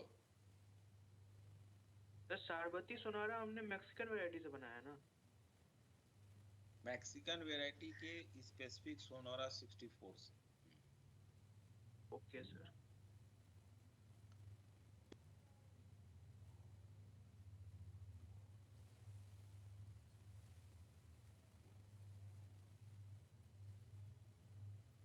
लेकिन ये इतना महंगा गेहूं है कि साधारण किसान तक नहीं पहुंच पाता।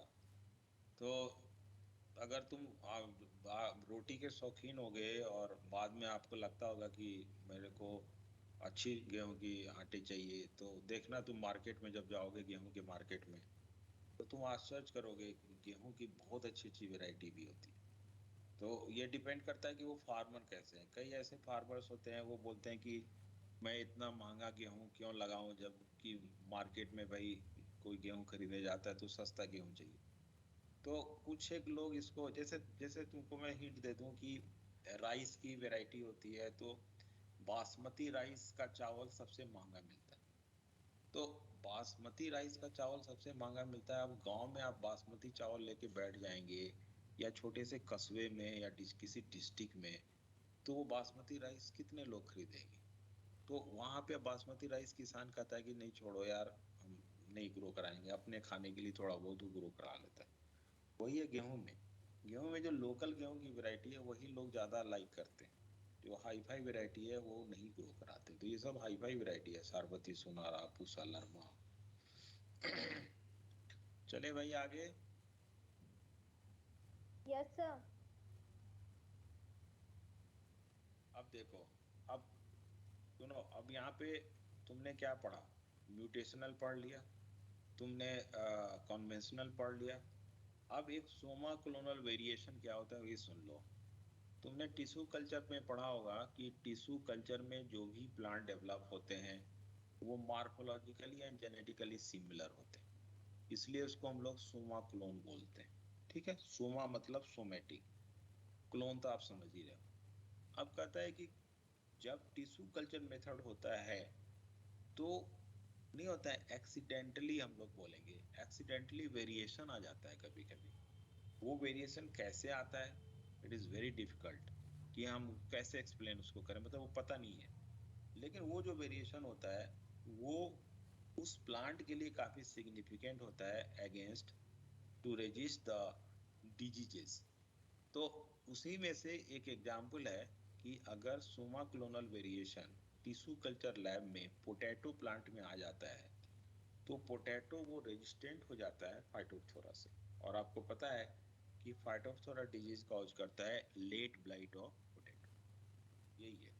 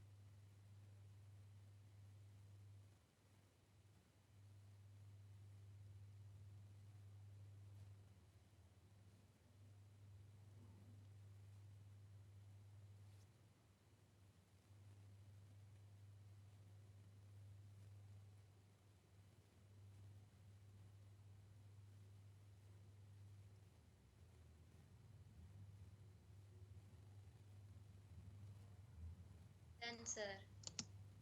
ठीक है। No, sir.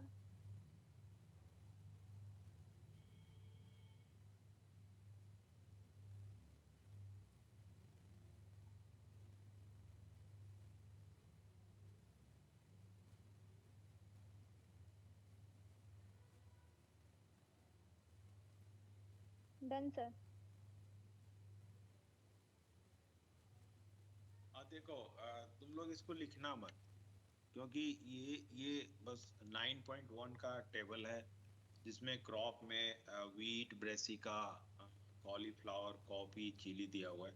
आप अपने नोट्स में लिख लो टेबल नंबर 9.1 एनसीईआरटी, तो वहां से ये लिख लेना, ठीक है, कि हिमगिरी किसकी वैरायटी है और अगेंस्ट, पूसा स्वर्णिम किसकी वैरायटी है और किसके अगेंस्ट है, पूसा सुब्रा, पूसा स्नोबॉल K1 किसकी वैरायटी है, किसके अगेंस्ट है, पूसा कोमल किसकी वैरायटी है, पूसा सदाबहार किसकी वैरायटी है। तो ये चीज आपको करना ही करना है। मैं तो बोलूंगा कि अगर पूरे प्लांट ब्रीडिंग में सबसे इम्पोर्टेंट पार्ट है तो यही दो टेबल जरूर याद रखना है, 9.1 एंड 9.2।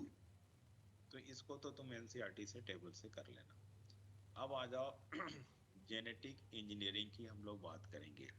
अभी मतलब शुरू में ही मैंने बोला था कि आप बायोटेक वाले चैप्टर में बीटी कॉटन पढ़ोगे। BT cotton basically ball warm के अगेंस्ट बनाया गया था। इसमें जो जीन था बीटी जीन, वो बैक्टीरियम बैसिलस थुरिंजिएंसिस से आइसोलेट किया गया और क्रॉप प्लांट में ट्रांसफर किया गया। और तुमने ये भी पढ़ा होगा कि ये एक प्रोटीन बनाता है जिसको क्रिस्टलाइन प्रोटीन या क्राय प्रोटीन बोलते हैं, जो अल्कलाइन पीएच पे एक्टिव होता है गट ऑफ बॉल वार्म और उसको मार देता है, यानी वहां पे वो टॉक्सिन हो जाता है। तो यही है genetic engineering. BT cotton, BT brinjal, आजकल मार्केट में एक ब्रिंजल की भी वैरायटी आ रही है बीटी ब्रिंजल। जनरली आप देखोगे कि ब्रिंजल में कुछ ना कुछ कीड़े जरूर नजर आते हैं, एक दो, अगर 1 किलो लोग खरीद के लाते हैं तो उसमें 1-2 में जरूर कीड़ा होता है। तो लेकिन आजकल का जो बीटी ब्रिंजल मिल रहा है उसमें कीड़े नहीं लगे। और मैं ये भी बता दूं कि ये थोड़ा गवर्नमेंट का फेल्योर है, बीटी ब्रिंजल को गवर्नमेंट ने अलाउ नहीं किया है। तो नहीं होता है कि गवर्नमेंट भी छोड़ दिया है कि चलो भाई किसान को पैदावार हो रहा है, फायदा हो रहा है। तो क्योंकि बीटी ब्रिंजल में एक नुकसान ये है कि उसकी फूड की क्वालिटी अच्छी नहीं है। बीटी ब्रिंजल आप पूछना तुम अपने घरों में कि वो ब्रिंजल जो बड़ा सा ब्रिंजल आजकल आता है उसका टेस्ट और पहले वाले ब्रिंजल के टेस्ट में डिफरेंस है क्या? तो काफी डिफरेंसेस है दोनों में। कई लोग तो एकदम खाना भी छोड़ दिए। बट इसमें फायदा ये है कि बीटी ब्रिंजल में डिजीज नहीं होता। तो ये था हमारा जेनेटिक इंजीनियरिंग से कैसे हेल्प करता है प्लांट ब्रीडिंग।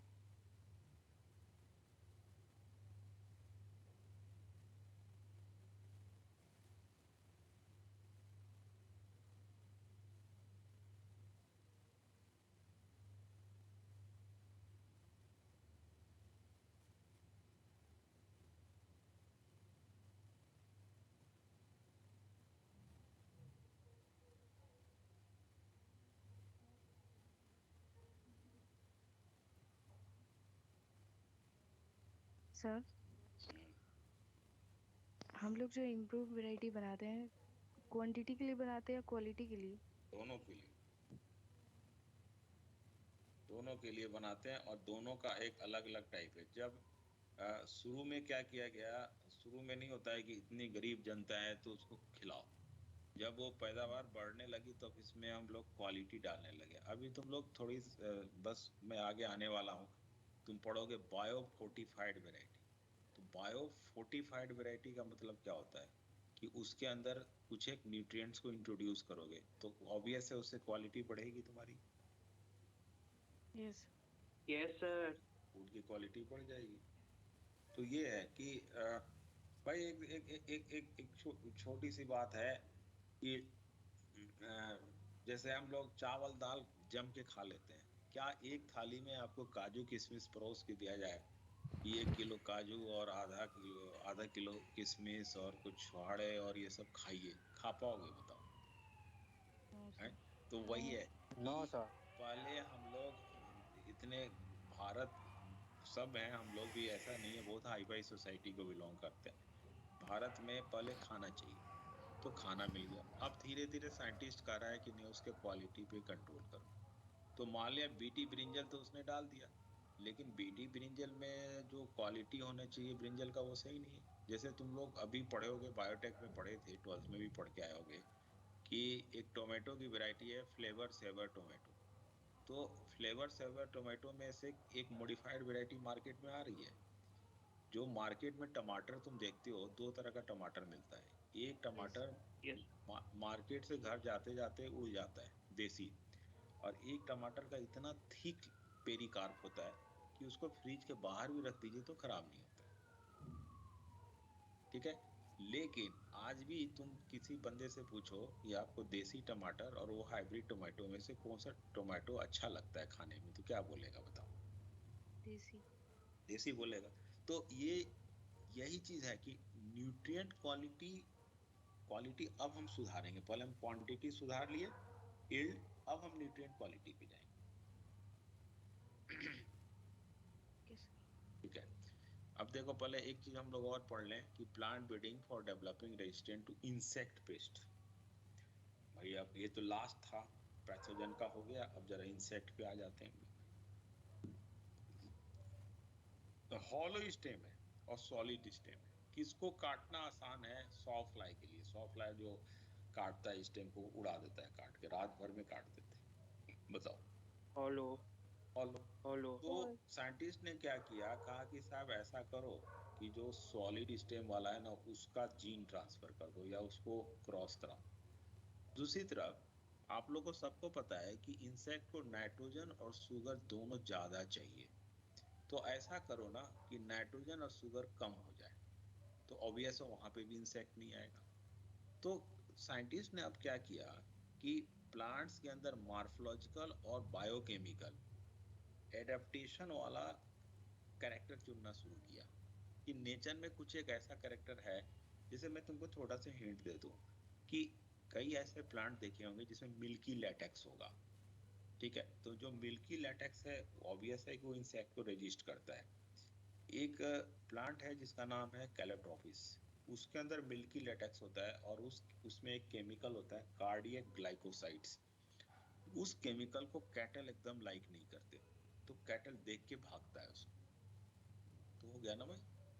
तुमने जिमी कंद का नाम सुना है, कोलोकेशिया का नाम सुना है? आप जानते हो कि जिमी कंद और कोलोकेशिया के इपिडर्मल लेयर में रेफाइट्स होता है जो कैल्शियम ऑक्सलेट का बना होता है। तो ये सब क्या है? ये सब इंसेक्ट को भगाने के लिए, कैटल को भगाने के लिए होता है। वही चीज हम लोग पढ़ेंगे कि प्लांट के अंदर ऐसा क्या एडेप्टेशन मॉर्फोलॉजिकल और बायोकेमिकल हो जाए कि उसके पास इंसेक्ट अप्रोच ना करे। चले हम लोग नेक्स्ट पेज पे। Yes sir. अब ये देखो, ये वाला टेबल देखना, ये जो नीचे वाला टेबल है वो 9.2 है। ये तो आप एनसीईआरटी से 9.2 लोगे। आपके पैकेट में हो सकता है कि ये वाला टेबल बना हो कि वीट है, जैसे वीट में हम लोग ये बोल रहे हैं कि देखो resistant to insect and pest, sawfly है। तो अगर सॉलिड स्टेम आ गया तो रेजिस्टेंस हो जाएगा, हॉलो में नहीं होगा। एक है लीफ बीटल, अगर हेयरी लीव्स हो गया तो रेजिस्टेंट हो जाएगा। जैसीड है, अगर हेयरी लीव्स हो गया तो जैसीड नहीं आएगा।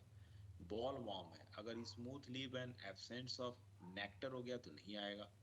स्टेम बोरर है, अगर लो नाइट्रोजन हो, लो शुगर हो और हाई एस्पार्टिक एसिड हो तो ये स्टेम बोरर मेज के पास नहीं आएगा। तो आप क्या देख रहे हो कि स्टेम लो नाइट्रोजन वाला पार्ट 100% बायोकेमिकल हो गया, लेकिन स्मूथ लीव्स और नेक्टर के साथ हम लोग इसको मॉर्फोलॉजिकल और बायोकेमिकल एडेप्टेशन बोलेंगे, जबकि ऊपर वाला तीनों मॉर्फोलॉजिकल है। और ये जो नीचे टेबल दिया हुआ है इसमें देखो ब्रेसिका की वैरायटी है, Pusa Gaurav against aphids. Flat bean, Pusa Sem 2, Pusa Sem 3, सेम तुम लोग खाते हो सेम की सब्जी, वही लिख दिया इन्होंने। जैसीड एफिड्स एंड फ्रूट बोरर के अगेंस्ट है। ओकरा भिंडी में दो वैरायटी है, पूसा स्वानी एंड पूसा A4, ये शूट एंड फ्रूट बोरर के अगेंस्ट है। अब यही सब एग्जाम में आएगा। अब आएगा तो आप टिक लगा के, जो आएगा उसको नंबर आएगा, नहीं तो बैठे रहिए चुपचाप।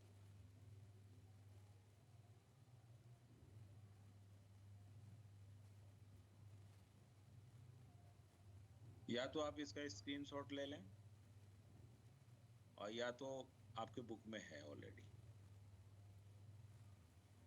ऊपर वाली टेबल नहीं है एनसीईआरटी में। हाँ तो ले लो ना, स्क्रीनशॉट ले लो।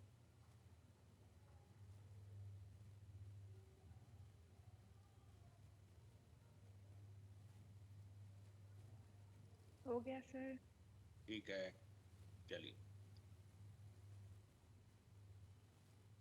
अब आ गया भाई आपकी बात कि sir plant breeding and improve food quality के लिए क्या करेंगे। Plant breeding for improve food quality, तो बायो फोर्टिफिकेशन वर्ड आ गया। बायो फोर्टिफिकेशन यानी breeding of crop with higher levels of vitamins, minerals और हायर प्रोटीन्स, लेकिन जो फैट होगा वो हेल्दियर फैट होगा। इसको हम लोग बायो फोर्टिफिकेशन बोलते हैं। ऑब्जेक्टिव क्या है इनका भाई, बायो फोर्टिफिकेशन का ऑब्जेक्टिव क्या है? तो सर ऑब्जेक्टिव है कि प्रोटीन कंटेंट एंड क्वालिटी ज़्यादा होना चाहिए, ऑयल कंटेंट एंड क्वालिटी होना चाहिए। विटामिन में कोई क्वालिटी नहीं होती, केवल कंटेंट होता है, ये याद रखना। अगर एग्जाम में आ भी जाए तो आपको अलर्ट रहना है। Micro nutrient and mineral content पे ध्यान दिया जाएगा। तो ये 4 क्राइटेरिया है बायो फोर्टिफाइड वैरायटी डेवलप करने के लिए। और आजकल सबसे ज़्यादा ये काम दिल्ली में ही हो रहा है, IARI में, that is the Indian agriculture research institute, new Delhi. उसमें टोमेटो पे, बथुआ पे, बीन्स पे, सब पे काम चल रहा है, स्पिनाच पे, कि इसमें कैसे इंट्रोड्यूस किया जाए। इसको हम लोग उधर भी लेके चलते हैं, बायोटेक वाले चैप्टर में भी। जैसे तुमने गोल्डन राइस भी पढ़ा होगा, गोल्डन राइस पढ़ा है ना, गोल्डन राइस। Yes sir. तो यस दोनों सर। तरफ से वहां पे भी पढ़ोगे, यहाँ पे भी। लेकिन यहाँ पे जो बायोफोर्टिफाइड वैरायटी है, अभी मैं तुमको लिस्ट दूंगा, ये फटाफट लिखिए फिर बताइए।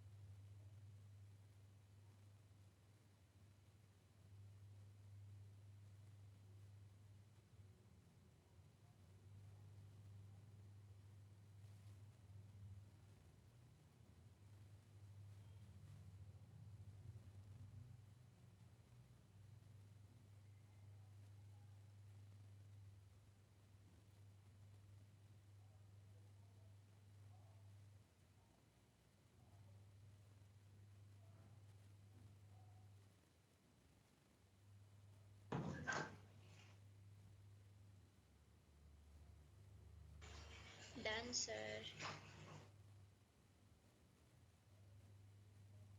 अब थोड़ा नो सर। ये वाला पार्ट तुमको याद करना है। तो इसमें याद क्या करना है कि जो हमारा लाइसिन और ट्रिप्टोफैन अमीनो एसिड है, ये सीरियल में एब्सेंट होता है, और मिथ्योनिन और सिस्टीन लेग्यूम्स में एब्सेंट होता है। तो इस पे वर्क चल रहा है कि किसी तरह से इसको इंट्रोड्यूस किया जाए और बायोफोर्टिफाइड बनाया जाए। तो इन 2000 मेज की वैरायटी डेवलप की गई, जिसमें लाइसिन और ट्रिप्टोफैन इंट्रोड्यूस किया गया।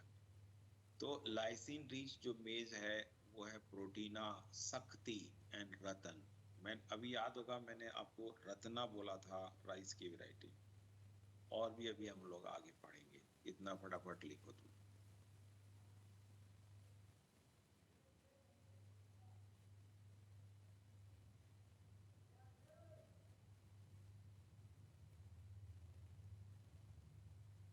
सर एक सेकंड लास्ट पेज दिखा दो। पहले ये लिख लो फिर दिखा देता हूँ।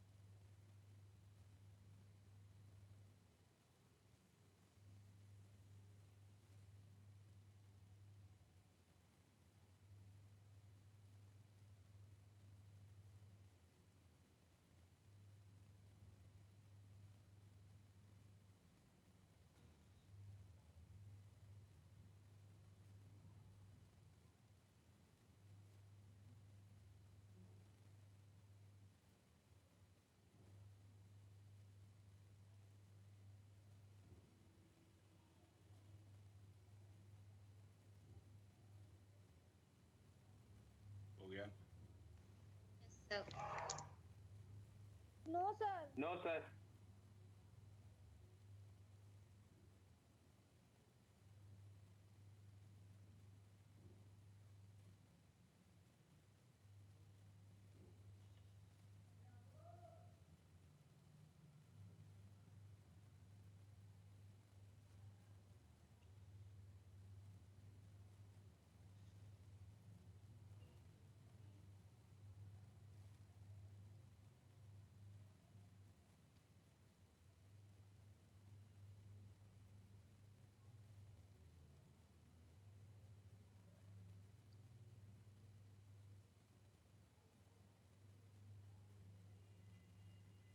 अरे हो गया, कैसे लिख रहे हो तो लो हैं? Done sir. इतना स्लो लिखते हो। Yes, चलो भाई, sir. Done sir. किसका पीछे छूटा है फटाफट देखिए और बताइए। 10 seconds, sir.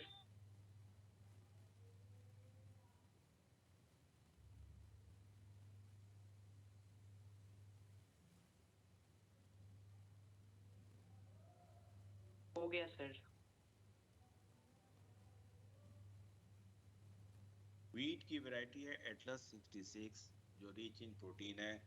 ये अभी तक एक बार पीएमटी में आ चुका है, लेकिन बहुत पहले आया था। नीट वाले पेपर में अभी नहीं आया, तो नीट में चांसेस है इसके आने का।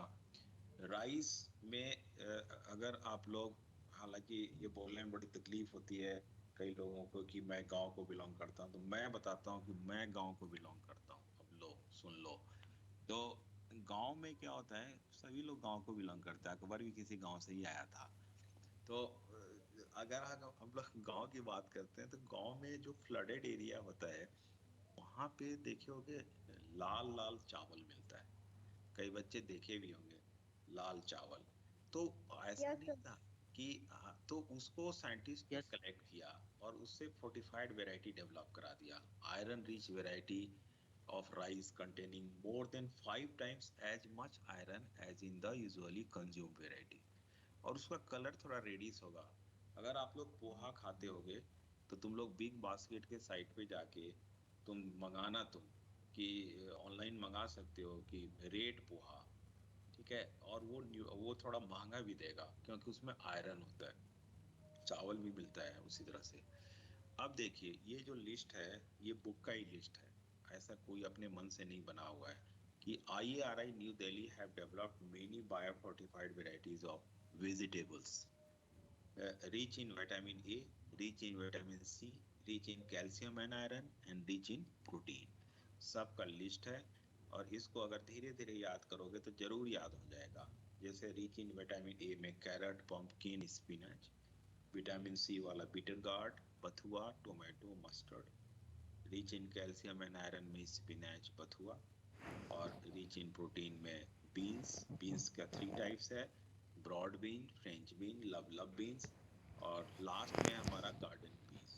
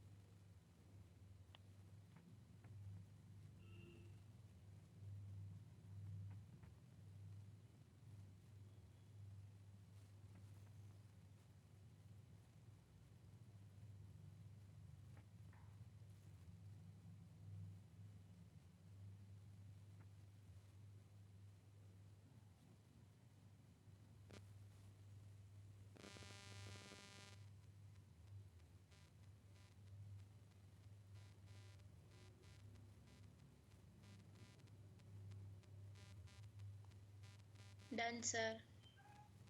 हो गया भाई? No sir. No sir. करो।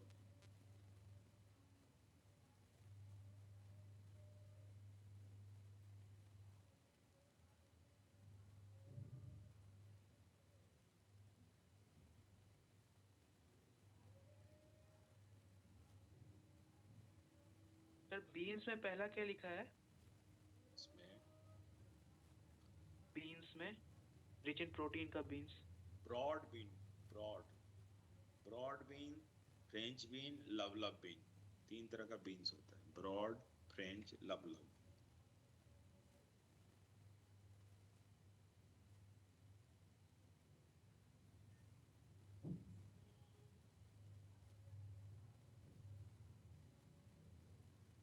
Done sir. ठीक है, डन हो गया, क्लास भी डन हो गया। क्लास इतने बजे तक ही थी, आप लोग अब घर जाइए, घर मत जाइए, घर में ही रहिए और पढ़ाई कीजिए, ठीक है? Thank you sir. Okay sir, thank you sir. Thank you sir.